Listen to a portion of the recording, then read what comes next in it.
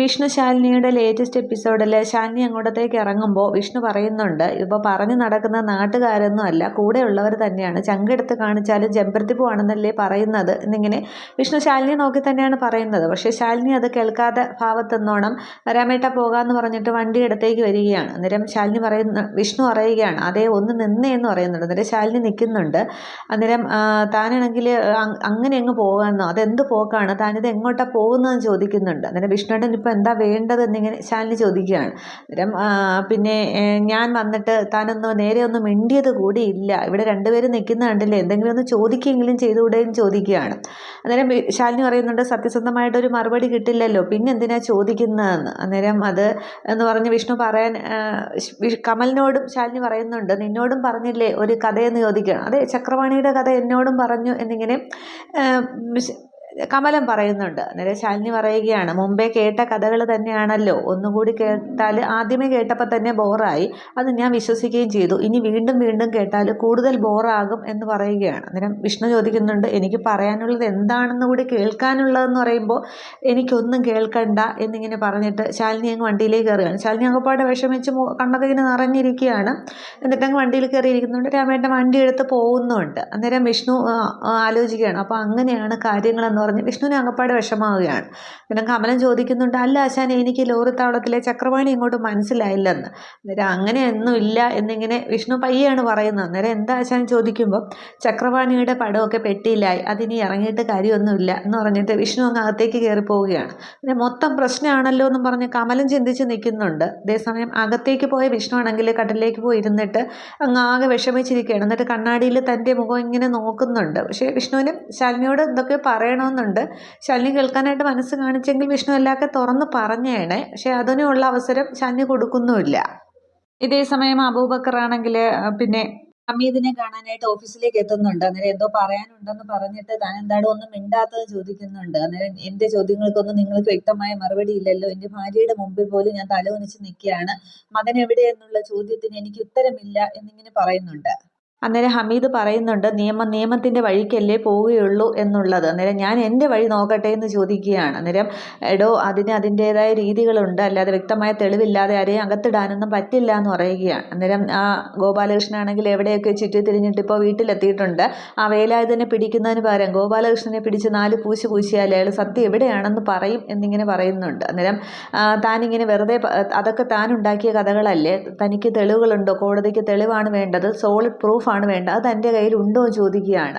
അന്നേരം അബൂബക്കറിനാണെങ്കിലും ഉണ്ടായിട്ടില്ല, I G വരെ സുഹൃബന്ധത്തിലുണ്ടായിട്ട് മകൻ എവിടെയെന്ന് ഭാര്യ പോലും ചോദിക്കുന്നു എന്നൊക്കെ ഈ ഐ ജിയോട് അബൂബക്കർ ഇങ്ങനെ പറഞ്ഞുകൊണ്ട് നിൽക്കുകയാണ്. അന്നേരം എന്നാൽ പിന്നെ ഞാൻ എൻ്റെ വഴി നോക്കിക്കൊള്ളാം, തനിക്ക് തെളിവല്ലേ വേണ്ടത്, ഞാൻ എന്തായാലും അതുണ്ടാക്കാൻ പറ്റുമെന്ന് അങ്ങോട്ട് നോക്കട്ടെ എന്നിങ്ങനെ പറയുകയാണ്. എന്നിട്ട് പറയുന്നുണ്ട്, തെളിവല്ല നോക്കുന്നത്, വിഷ്ണുവും ഗോപാലകൃഷ്ണനും വേലായുധ ആരായാലും ഒരാളെ എൻ്റെ മകനെ ഇല്ലാതാക്കിയവരെ ഞാനും തീർക്കും എന്നൊക്കെ ഇങ്ങനെ പറയുന്നുണ്ട്. അന്നേരം തൻ്റെ ഭാര്യ ഇപ്പോൾ ജീവിച്ചിരിക്കുന്നത് താൻ കൂടെയുണ്ട് എന്നുള്ളൊരു ആശ്വാസത്തിലാണ്, തന്നെ തോന്നിയ വഴിക്ക് വിട്ടാൽ അവരെങ്ങനെ ഇതൊക്കെ സഹിക്കുമെന്നൊക്കെ ഈ അജി ചോദിക്കുന്നുണ്ട്. പക്ഷേ അതിനൊന്നും ഹമീദിന് വ്യക്തമായിട്ടുള്ള ഉത്തരവില്ല. എല്ലാത്തിനെയും ഞാൻ ശരിയാക്കുമെന്ന് പറഞ്ഞിട്ട് പറയുമ്പോൾ ഐ ജി പറയുന്നുണ്ട്, ഒരിക്കൽ പോലീസിന് സ്ട്രിക്റ്റ് ആയിട്ടുള്ള ഓർഡറുണ്ട്, തെളിവില്ലാതെ ആരെയും അറസ്റ്റ് ചെയ്യാനൊന്നും പറ്റില്ല, ഒരിക്കൽ അറസ്റ്റ് ചെയ്യാനായിട്ട് പോയതിൻ്റെ മാനക്കേട് ഇതുവരെ മാറിയിട്ടില്ല എന്നൊക്കെ ഇങ്ങനെ ഹമീദ് തൻ്റെ വാദം പറയുമ്പോൾ അവസാനം അബൂബക്കർ പറയുന്നുണ്ട്, താൻ തൻ്റെ വഴി നോക്കിക്കോ, ഞാൻ എൻ്റെ വഴി നോക്കോളാം എന്ന് പറഞ്ഞിട്ട് അവിടെ നിന്ന് ഇറങ്ങി പോവുകയാണ്. ഹമീദ് വിളിച്ചിട്ടൊന്നും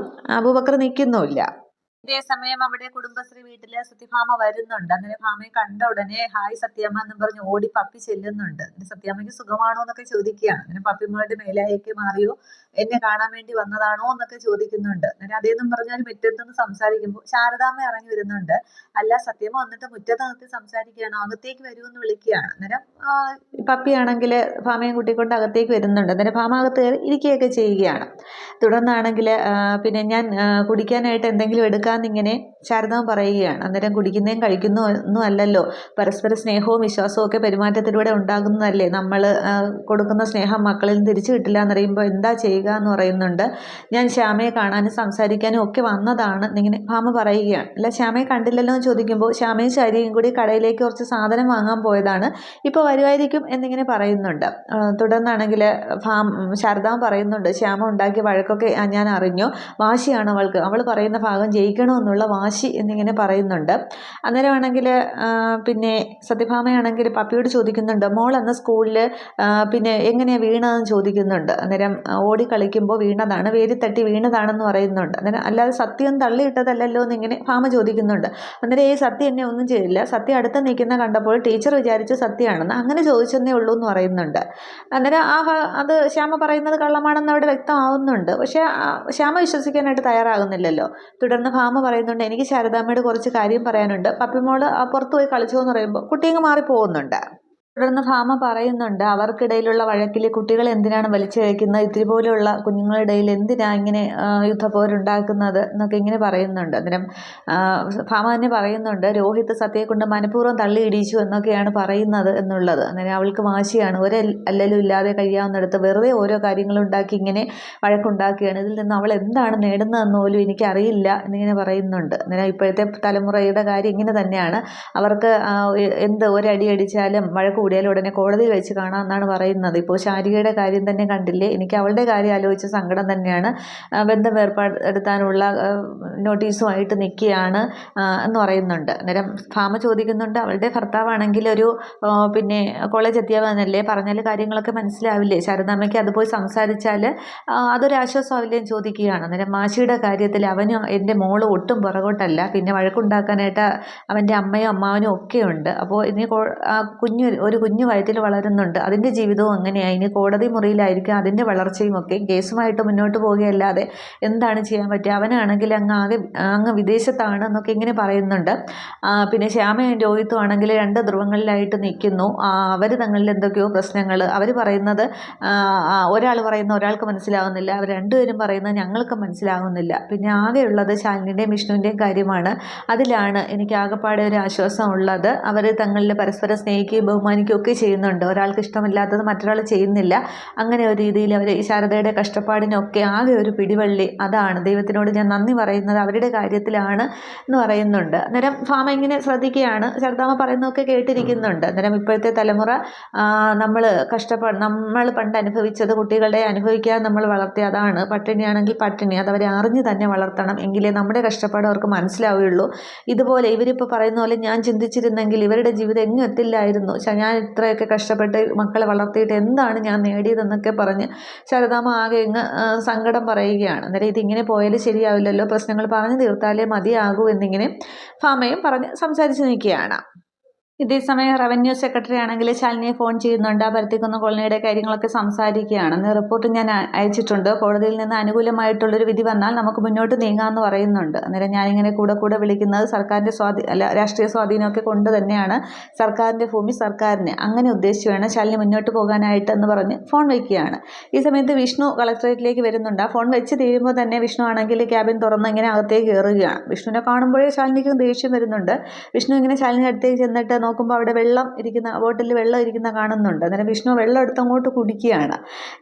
അന്നേരമാണെങ്കിൽ ശാലിനി പിന്നെ ബെല്ലടിക്കുന്നുണ്ട്. അന്നേരം ഒരുപാട് തവണ ഇങ്ങനെ ബെല്ലടിക്കുകയാണ്. അനുപല്ലവിയെ വിളിക്കുകയാണ്. അന്നേരം അനുപല്ലവി വരുന്നുണ്ട്. അന്നേരം അനു എന്താ ഇത്, ഇവിടേക്ക് തോന്നിയ പോലെ ആളിനെ കയറ്റിയിടാം, അനുവിനെ എന്തിനാ അവിടെ നിർത്തിയിരിക്കുന്നത്, ഇത് കളക്ടറുടെ ക്യാബിനിലാണ്, അങ്ങനെ ആർക്കും ചന്തയൊന്നും അല്ല എപ്പോഴും കയറി വരാനായിട്ട്, അതിൻ്റേതായ രീതികളുണ്ട് എന്നിങ്ങനെ പറയുമ്പോൾ വിഷ്ണുവിന് അന്ന് അനുപല്ലവി ഇങ്ങനെ ആകെ പേടിച്ച് നിൽക്കുകയാണ്. അത് മേഡം എന്നും പറഞ്ഞ് നിൽക്കുമ്പോൾ വിഷ്ണു പറയുന്നുണ്ട്, അതെ എന്നോട് വല്ലതും പറയാനുണ്ടെങ്കിൽ എന്നോട് പറയണം, വെറുതെ ആ കൊച്ചിനോട് ചൂടായിട്ട് കാര്യമില്ല എന്നിങ്ങനെ പറയുകയാണ്. അന്നേരം അനു പൊയ്ക്കോളൂ എന്നിങ്ങനെ വിഷ്ണു പറയുന്നുണ്ട്. അന്നേരം മേഡം പറയാതെ എന്ന് പറയുമ്പോൾ, ഇതേ ഞങ്ങൾ ഭാര്യയും ഭർത്താവും തമ്മിലുള്ള കാര്യമാണ്, മേഡത്തിൻ്റെ ഭർത്താവാണ് ഈ പറയുന്നത്, പൊയ്ക്കോളൂ, ഇതിൻ്റെ പേരിൽ അനുവിനെ ആരും വഴക്ക് പറയില്ല, പൊയ്ക്കോളൂ എന്നിങ്ങനെ വിഷ്ണു നിർബന്ധമായിട്ട് പറയുമ്പോൾ അനുപല്ലവി ശാലിനി നോക്കുന്നുണ്ട്. അന്നേരം ശാലിനി ഒന്നും മിണ്ടുന്നില്ല, അങ്ങനെ തന്നെ ആ ദേഷ്യത്തിൽ തന്നെ ഇങ്ങനെ ഉറച്ച് ഇരിക്കുകയാണ്. തുടർന്ന് അനുപല്ലവി ക്യാബിൻ വിട്ടങ്ങ് പോകുന്നുണ്ട്. തുടർന്ന് വിഷ്ണു ആണെങ്കിൽ കസേരയൊക്കെ കൊണ്ട് നീക്കി മാറ്റുന്നുണ്ട്. എന്നിട്ട് രണ്ട് കൈ ഇങ്ങനെ ടേബിളിലേക്ക് കുത്തി ഇങ്ങനെ നിൽക്കുകയാണ്. എന്നിട്ട് ശാലിനിയെ നോക്കി ചോദിക്കുന്നുണ്ട്, അന്നേരം താൻ എന്താ എന്നോട് മിണ്ടാത്തത്, ഇന്നലെ ഞാൻ വന്നു, രാത്രി വന്നു, ഇന്ന് രാവിലെ, എന്നിട്ട് താൻ എന്നോട് ഒരു അക്ഷരം മിണ്ടിയിട്ടില്ല, പിന്നെ തനിക്ക് എന്താ എന്നോട് മിണ്ടിയാൽ എന്നിങ്ങനെ ചോദിക്കുന്നുണ്ട്. അന്നേരം എന്തെങ്കിലും ചോദിച്ചാൽ സത്യസന്ധമായിട്ടുള്ള മറുപടി പറയില്ലല്ലോ എന്നിങ്ങനെ പറയുകയാണ്. അന്നേരം തന്നോട് ഞാൻ പറയാതെ പോയത് ശരി തന്നെ, അത് വിടെങ്കിൽ താൻ എന്താ വീട്ടിൽ നിന്ന് ഭക്ഷണം കഴിക്കാഞ്ഞത്, ഇന്നലെയും കഴിച്ചില്ല ഇന്നും കഴിച്ചില്ലെന്നാണല്ലോ അറിഞ്ഞത്, താൻ എന്താ ഗാന്ധിജിയുടെ കൊച്ചു കൊച്ചുമോളാണോ നിരാഹാരം കിടക്കാനായിട്ട് എന്നിങ്ങനെ ചോദിക്കുകയാണ്. അന്നേരം എല്ലാവരും എനിക്കറിയാം, എന്നെ ഒളിച്ച് തന്നിഷ്ടം കാണിച്ച് എങ്ങോട്ടോ പോയതല്ലേ, പിന്നെ ഞാൻ തിരക്കേണ്ട ആവശ്യമില്ലല്ലോ എന്ന് പറഞ്ഞിട്ട് ശാലിനി അങ്ങോട്ട് ദേഷ്യപ്പെടുകയാണ്. അന്നേരം ഞാൻ ആകെ ഒരു തെറ്റേ ചെയ്തിട്ടുള്ളൂ, തന്നോട് പറയാതെ പോയി, അത് ശരി തന്നെ, അന്നേരത്തെ എനിക്ക് വിളിച്ച് പറയാനായിട്ട് സാധിച്ചില്ല.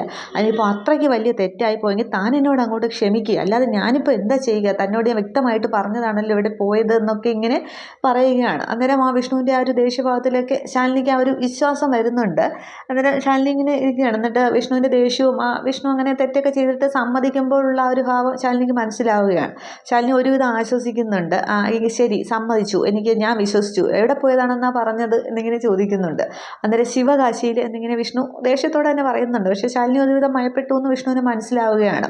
അന്നേരം ആ പ്രശ്നം അവിടെ ഒരുവിധം സോൾവായി വരികയാണ്. അന്നേരം ശരി പൊയ്ക്കോളൂ, ഞാൻ വിശ്വസിച്ചു, എനിക്ക് എൻ്റേതായ വേറെ ജോലികളുണ്ട് എന്ന് പറഞ്ഞ് ശാലിനി ഓരോ ഫയലൊക്കെ എടുക്കുന്നുണ്ട്. പക്ഷേ ഈ സമയത്ത് ശാലിനിക്ക് ഫോൺ വരുന്നുണ്ട്. അത് പ്രകാശൻ വിളിക്കുന്നതാണ്. അന്നേരം വിഷ്ണു ആണെങ്കിൽ അവിടെ തന്നെ നിൽക്കുകയാണ്, പോയിട്ടില്ല. ഞാൻ പ്രകാശനാണെന്ന് പറയുന്നുണ്ട്. ആ പ്രകാശെ പറയൂ എന്ന് പറയുകയാണ്. നീ എവിടെ നിന്നാണ് വിളിക്കുന്നതെന്ന് ചോദിക്കുമ്പോൾ അത് ഞാൻ പറഞ്ഞില്ലേ, എനിക്ക് മധുരയിലൊരു ഹോസ്പിറ്റലിൽ ഒരു കോൺഫറൻസ് ഉണ്ടായിരുന്നു എന്നുള്ളത്, ഞാൻ ഇപ്പോൾ അവിടെ നിന്നാണ് വിളിക്കുന്നതെന്ന് പറയുന്നുണ്ട്. അന്നേരം നീ എന്നാ നാട്ടിലേക്ക് എന്നിങ്ങനെ ചോദിക്കുമ്പോൾ ഇത് കഴിഞ്ഞേ വരത്തുള്ളൂ എന്ന് പറയുകയാണ്. അത് ഞാൻ പറയാനല്ല വിളിച്ചത്, വേറൊരു കാര്യമാണ്, ഞാൻ ഇവിടെ വെച്ച് ഏട്ടനെ കണ്ടിരുന്നു എന്ന് പറയുകയാണ്. അന്നേരം ഏത് ഏട്ടനെയും ചോദിക്കുമ്പോൾ വിഷ്ണു ഏട്ടനെ എന്ന് പറയുകയാണ്. അന്നേരം ശാലിനി ഇങ്ങനെ വിഷ്ണുവിനെ തന്നെ നോക്കുകയാണ്. അന്നേരം ഒരു ഹോസ്പിറ്റലിൽ വെച്ച് കണ്ടതാണ്, പക്ഷേ അടുത്ത് ഇന്ന് സംസാരിക്കാൻ പറ്റിയില്ല എന്നിങ്ങനെ പറയുന്നുണ്ട്. നിനക്ക് ആളെങ്ങാനും മാറിപ്പോയതാണോ എന്നിങ്ങനെ ചോദിക്കുമ്പോൾ അല്ല, ചേച്ചി ഒന്ന് പരിചയപ്പെടുത്തി തന്നതല്ലേ എന്ന് പറയുകയാണ്. അന്നേരം ശാലിനിയുടെ കണ്ണൊക്കെ ഇങ്ങനെ നിറഞ്ഞൊഴുകുകയാണ്. നീ ഫോൺ വെച്ചോ എന്ന് പറഞ്ഞ് ഫോൺ വയ്ക്കുന്നുണ്ട്. തുടർന്ന് ശാലിനി ചോദിക്കുന്നുണ്ട്, വിഷ്ണുവേട്ടൻ എവിടെ പോയതെന്ന് പറഞ്ഞെന്ന് ചോദിക്കുമ്പോൾ ശിവകാശിയിലെന്ന് പറയുന്നുണ്ട്. അന്നേരം ശാലിനി ആകെ ദേഷ്യപ്പെട്ട മേശയിലേക്ക് ഒരു അടി അടിക്കുന്നുണ്ട്. എന്തിനാ നിങ്ങൾ എന്നോട് ഈ കള്ളം പറയുന്നത്, മധുരയിലാണോ ശിവകാശിയും ചോദിക്കുന്നുണ്ട്.